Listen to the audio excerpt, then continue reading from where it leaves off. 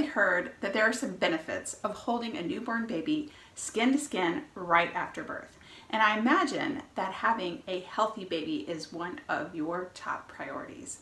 So today in this video, we're going to break down all of the ins and outs of skin to skin, how to make it happen, why it's important, and how to avoid some of the common pitfalls that happens when trying to achieve skin to skin with a newborn.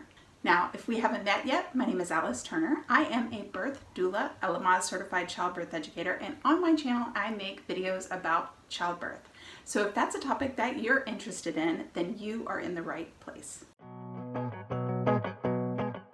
Skin to skin has been a topic that has been heavily researched in the last few years, but it doesn't always come easily. Now, today in this video, I want to give you information, but I also want to share a story of one of my clients that I worked with. Her name is Sarah, and how she struggled with skin to skin with her first baby. So Sarah came to me with a question about how to achieve skin to skin at the birth of her second child. So during the birth of her first child, she found that even though she birthed at a hospital that made skin to skin a priority, had posters on the wall about how they respected the golden hour and helped you make that happen, it turned out that even though she had an uncomplicated birth, that she did not get to experience that initial skin to skin that is so important and that she really wanted to. So before we go deeper into Sarah's story, let's back up and talk about why skin to skin is important. So research is really clear that skin to skin, basically holding a baby with their naked skin on a parent's naked skin, is beneficial, especially in that first few hours after birth, for both baby and for mom.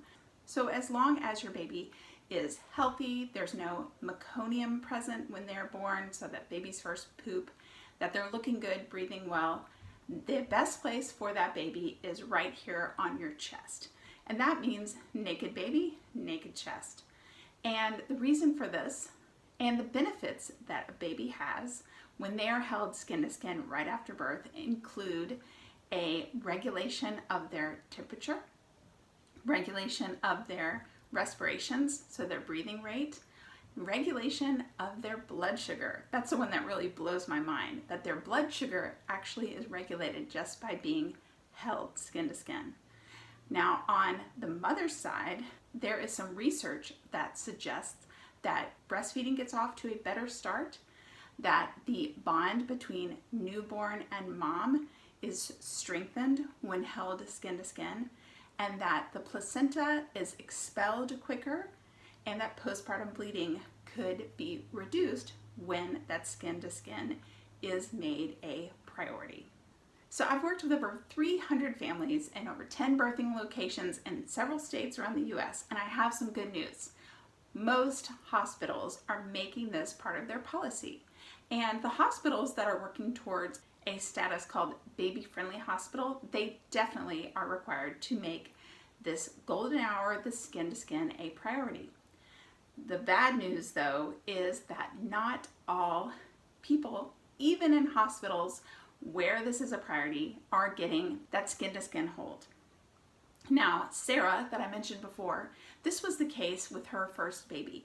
She told me that she felt like breastfeeding didn't get off to the best start, and when she was looking back over her first birth experience, she realized that she really didn't have most of that first hour with her baby skin to skin, and she wanted to make sure that it happened next time. Okay, so if you are planning a birth in your future and you're also looking for these benefits of skin to skin, I want to help you make this happen. And it's both simple and maybe sometimes complicated as well.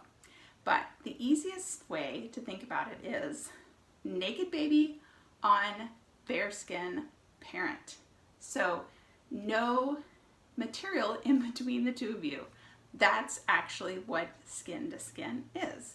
Now, to illustrate this a little bit better, I want to show you this great video that I have that really shows a common misstep on the beginning of skin to skin. So in this video, you will see it starts out with naked baby. Check. We know we've got that part.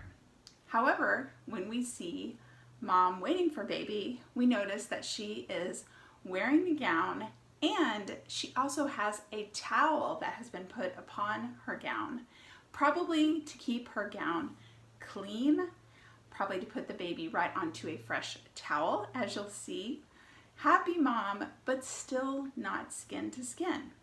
So I've seen this scenario play out many times where birthing mom might be wearing a hospital gown, nurses just put a towel on, baby goes on, then we rub, we cut the cord, maybe there is a repair that needs to be done from a tear of the perineum, and baby is still being held on the towel with the blanket over them.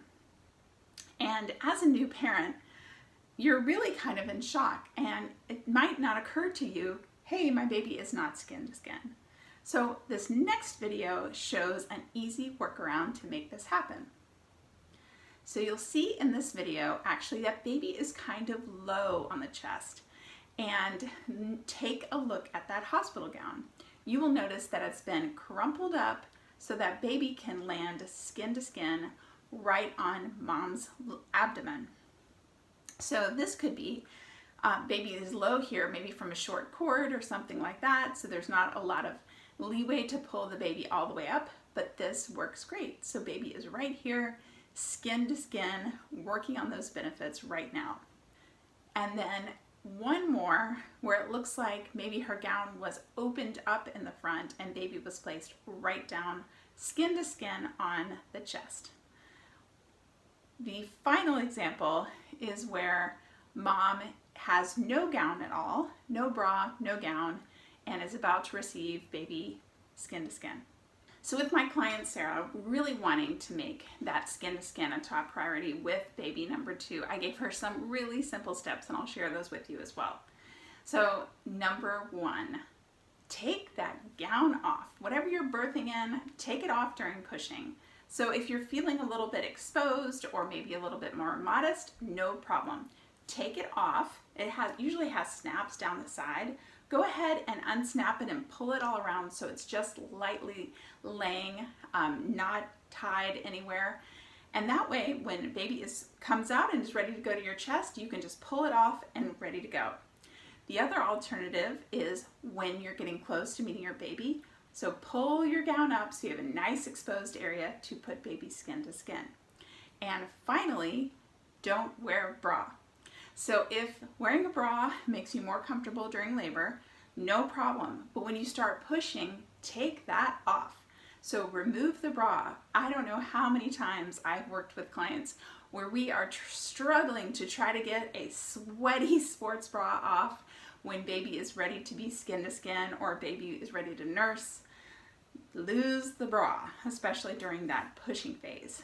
And those simple steps are going to help facilitate skin to skin. Now there's a couple different scenarios that might happen to make it a little more difficult. What if baby needs to go over to the side to the warmer, needs to be checked out a little bit extra after birth? What if there's meconium, so baby is not able to be held by either you or your partner right after birth? That is okay. But when baby comes back, you might have a baby that is wrapped up in swaddled in a blanket. Here's what you do. If baby comes back to you swaddled in a blanket, you are going to unwrap your baby. Okay, baby, unwrap until totally naked, put on your naked skin, and then cover the both of you with the blanket. Baby will likely have a hat on as well, but with both of you covered with the blanket, that can really help with temperature regulation. So instead of having baby all swaddled up, anytime a baby comes back to you, unswaddle, unwrap the baby, and put the baby on you. Now, this is where I give you some great news, that this is your baby and you have the right to unwrap the baby whenever you want. If there is a concern from the care team that's taking care of you, the doctors and the nurses, they'll let you know. But you are now in charge of your own baby and you can make the decision to make skin to skin happen. The other thing that might happen that might make the initial skin to skin difficult is that if there's a postpartum complication with mom, so say there's a postpartum hemorrhage, maybe there is a tear or an episiotomy that needs kind of a significant repair, and it might be better for baby to be held by someone else, by your partner, hopefully. So partners can take advantage of this moment to do what? Skin to skin. So as you can see in this video, we have a very proud dad holding baby, but the only thing wrong with this picture is all of the layers of clothes that are between the baby and dad's skin. So dads, partners, if you have the opportunity to hold your baby at any time at the hospital, hold that baby skin to skin. So be willing to shed your shirt. If you're feeling cold, maybe wear a button-down shirt so you can just button it down and put baby right on your skin, or wear a zip-up hoodie so you can just unzip and stick baby right inside. You can put the blanket over you and even zip yourself back up with baby inside on your chest. So partners can play a really big role in making skin to skin happen. And when a newborn baby is held skin to skin by either parent, it is still a benefit to the baby. So make this happen.